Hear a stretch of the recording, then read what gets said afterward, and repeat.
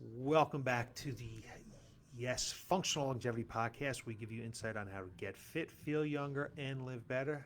Hi, my name is Chris Borda, best-selling author and owner of Y.E.S Fitness, coming to you live on this hot Tuesday afternoon in Burlington, Connecticut.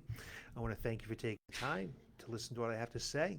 Hopefully, I'll give you some insight on how to live longer, how to increase your lifespan, and how to be able to enjoy those extra years.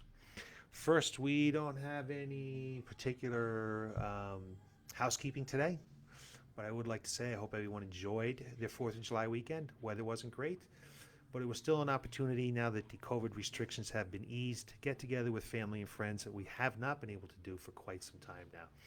So I hope everyone enjoyed that 3-day span. I know I did. Got some work done around the house, and I met with some friends. And that's what brings me to today's topic. Got together with some friends, and it's inevitable that I start to talk about what I do for a living. People are always interested, always interested in diet and exercise and things like that, which is great, and I'm always willing to help them out whenever I can. But when the topic of living longer comes up, most people, or many people, have it all wrong. They have it all wrong about what we've been taught. And what we need to do a little longer, and really what affects how we live longer, what affects how long we live. And it's undeniable. We are going to age, and eventually you are going to pass away. But what if most of everything that we've been taught is wrong about aging? What we learn in school and what we've been taught since school about aging is just wrong. And what if you could change how long you live? What if you could change or choose your lifespan? And I'm here to tell you today, I'm going to give you 4 simple things that you can do today, right now, that's going to affect your chance of living longer and being able to enjoy those extra years. The reality is that aging is the root cause of most of the planet's suffering and kills about 100,000 people every single day. Once we realize that, then we'll be able to address aging more productively. And yes, we are living in an aging world. We are getting older. The population is getting older. The statistics show that the average age of our community is rising, especially in the developed world. Right here in the United States. In 2017, 1 in 8 people worldwide was age 60 or older. If we project that out in the year 2050, there'll be 1 in 5 people globally will be over age 60 or older. That's 20% of the world. Around 2 billion people will be over age 60. And we're seeing the most rapid increase in 60 plus population occurring in the developed world. And in the developed world, it looks like a 225% jump will occur between 2010 and 2050. And we know that science has revealed that your lifespan will be determined by your lifestyle, accounting for up to 70 to 80% of your lifestyle.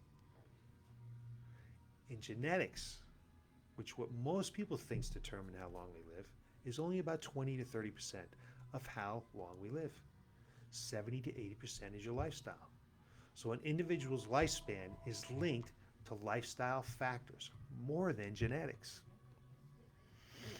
Now there's 9 hallmarks of aging, and you can read about these hallmarks of aging in my book, Get Stronger, Live Longer, The Expert's Guide to Strength Training for Longevity. Where I go through them, I break them down so you can understand them, okay? I'm not going to go through that, but I'm just going to list them today, okay? Because one's chronological age is not the same as their biological age. So the first thing is genomic instability caused by DNA damage. And we have telomere attrition, alterations of the epigenome, proteostasis. Number 5, loss of healthy protein maintenance. Number 6, proteostasis, mitochondrial dysfunction, accumulation of senescent cells, altered intercellular communication, and finally the production of inflammatory molecules. What we need to do is approach aging from a preventative health perspective over one's lifespan to address these 9 hallmarks of aging. It's much more cost effective to approach with this approach than addressing acute symptoms in a disease later in life. Let's address it now. We'll save money, we'll live longer, we'll live healthier, we'll live happier, and it'll be less expensive than if we wait to address these diseases later in life. So first I want to review the importance of hormesis. We talked about hormesis before a little bit, okay? And its role in lifespan in the aging process. Research shows that mild stress-induced activation of one or more stress response pathways and its consequential stimulation of repair mechanisms is effective in reducing the age-related accumulation of molecular damage. It's kind of like what kills you, what doesn't kill you, makes you stronger, just like the Kelly Clarkson song, Stronger. What doesn't kill you makes you stronger. That stress makes the body stronger. Hormesis is the what doesn't kill you makes you stronger type of stress. Stress is the destruction of homeostasis, or your body's state of equilibrium. The body tries to keep itself at a state of equilibrium. That's called homeostasis. In fact, your body thrives on occasional stress or toxin exposure and responds by ramping up growth and repair to bring you back to that balance, back to homeostasis. So it wants to get stressed, and then it wants to bring you back to homeostasis. And that's what hormesis is, your body's positive response to minor stressors. Over time, you can use hormesis to build an adaptive stress response where you learn to benefit from sources of stress. And how do we do that? As you might imagine, one example would be exercise. Of course, you need to exert your muscles. You need to overload them. You need to work them. Otherwise, your body won't build them back stronger. You work out, you stress them, they get weaker, and then your body builds them back. That is an example of hormesis, okay? Also, your brain needs to be challenged. You can do this by learning a new language or by doing something creative. So it's important to continually build a new connective tissue and connections between your different brain cells, okay? Sitting in a sauna followed by a cold shower is also an simple way to practice hormesis. Your body's stressed, it's all hot, now you jump in something cold and it hunkers down to survive better. That's what hormesis is. So here are 4 ways you can start to practice today to help with hormesis, to help stress your body, to help it live longer, okay? The first thing is that we're just going to eat less often, okay? We're not going to eat as often. It's fasting. And fasting isn't revolutionary. It dates way as far back as ancient Greece, okay? This is when the systems in our bodies begin to prey upon one another. By allowing our bodies to exist in a state of want is unquestionably good for your health and your longevity. Research is showing that reducing food availability over a lifetime has remarkable effects on aging and lifespan in animals. So it's most likely going to be good for humans as well. And there's numerous studies pointing to the health benefits of intermittent fasting. In one study, I'll give you an example of one study, okay? Participants who ate a normal diet most of the time, but 5 days a month ate a restricted diet. In 3 months, those who maintained the fasting mimicking diet lost weight, reduced their body fat, and lowered their blood pressure too. Participants who had lower levels of hormone, primarily made in the liver called insulin-like growth hormone factor 1, or IGF-1, mutations in the IGF-1 and the IGF-1 receptor genes are associated with lower rates of death and disease. We know that if we can lower your blood pressure and if we get reduced body fat, lose some weight, we're more likely going to live a little bit longer, right? So personally, I fast a couple days a week. Tuesdays and Thursdays works best for me. I'm working. I don't really have time to eat. I have to get up a little bit earlier, so I don't take the time for breakfast. I normally have breakfast, and I will go from dinner time Monday night or Wednesday night all the way to lunchtime at noon. Now, remember, no diet is best, okay? And what works for someone may not work for another. We all are different. We're different ages. We have different circadian rhythms, jobs, body compositions, stresses, microbiomes, whatever. We're all different. No matter what you do, okay? A little fasting can go a long way.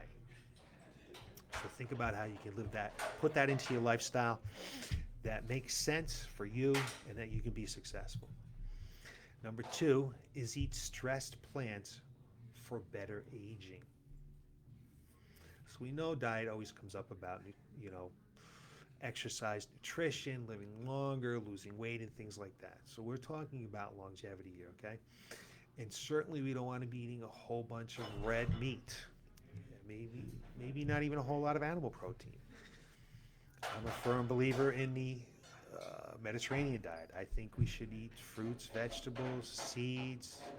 Make sure we're getting fish a couple times a week.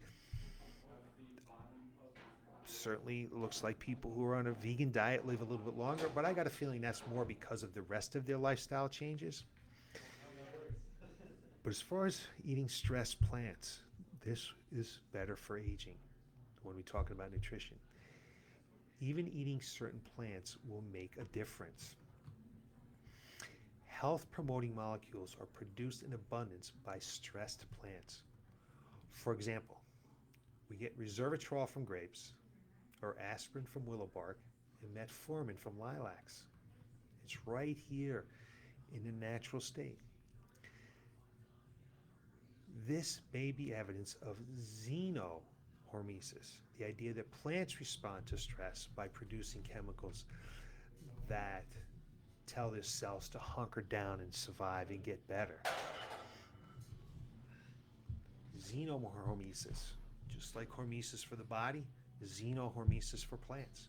So we want to try to eat from maybe an organic farm raised food, and in our area we should be eating plants and foods raised under less than ideal conditions. An organic, small farm raised, or from our own backyard. When plants are stressed, they often add extra color to their stems or the leaves. For example, when a plant or fruit is exposed to too much light, you may have noticed it produces extra red, blue, or purple pigments. I know people look at me crazy when I'm looking through the fruit and the vegetables at the grocery store because I'm picking them up and I'm looking for those darker color ones, those deep colors in those tomatoes or in the peppers and things like that. That's because these are, if I can say this correctly, anthocyanins, and they are produced not only by radiation damage but by drought, adverse temperatures, nutrient restrictions, pathogens, and wounding. Xenohormetic molecules are typically produced alongside anthocyanins. Look for green leafy vegetables, bright in color, not light green. And I don't even mind if they have little holes in it. They've been eaten a little bit. There's a little bit of lint. We want them to have been stressed. So that's what we're looking for when we go to the grocery store. The third thing you can think about, it's very cost effective, doesn't cost you any money, is some cold therapy. Cold therapy is another way to better your lifespan chances. That would be even as simple as turning your shower on just straight cold water at the end of your shower. You might start off by going for 10 seconds, 15 seconds, and working your way up, or taking an ice bath, okay? Cold therapy helps activate the mitochondria in your brown fats, okay? So calorie scarcity and mild cold stress are a great combination. And finally, exercise. You knew it was going to come up eventually. But the fourth one is exercise. We all need to be pushing ourselves physically, especially as we get older. The good news, we don't have to kill ourselves. We don't have to exercise hours on end. We don't have to do what we did when we were in our 20s, in our 30s. Go to the gym 5 days a week, push hard, lift heavy, bodybuilding workouts. That's not what's necessary. When you're working out, okay, it needs to be doing some vigorous activity. You need to feel challenged. Your breathing should be deep and rapid. You should sweat, although sweat is not an indication of working hard because I can sweat laying out on the beach. But you should be sweating. And you should be unable to say a few words without pausing for breath. Okay? You want it to be, I think that it's very important to do interval training. I think sometimes it can be 10 minutes, 15 minutes, 20 minutes. We certainly don't need to be doing interval training past 30 minutes. If you want to be effective, be using a heart rate monitor. We should be lifting weights a couple times a week. So we're lifting weights a couple times a week. If we're doing some metabolic work a couple times a week for a half an hour, the other days, get some recovery work in, longer walks, a bike ride, a hike, or things like that. That's what we need to do for exercise. Get out of the mindset, I need to go to the gym 3 times a week. I need to go around that circle of machines. I need to get on that elliptical for 45 minutes. That's not what you need to do. So there's the 4 things that you can do right here, right now, today to start living longer. Number 1, a little bit of intermittent fasting. Eat a little less often. Okay, let's push that dish away. Let's be a little bit hungry. It's good for our bodies. Number 2, we're going to eat some plants that are stressed. It's better for aging. And number 3, we want to maybe try some cold therapy. Simple to do, very cost effective. I think it's uncomfortable. You get used to it after a while. And exercise. With those 4 things, those 4 lifestyle changes, you're going to improve the likelihood of you living longer and being able to enjoy those extra years. That's what I got for you today. I hope that this helps you out a little bit. And thanks for taking the time to listen to what I have to say. I appreciate that. And you can look for more insight on how to get fit, feel younger, and live better next Tuesday at 3:30. And I hope you have a great week. Thanks.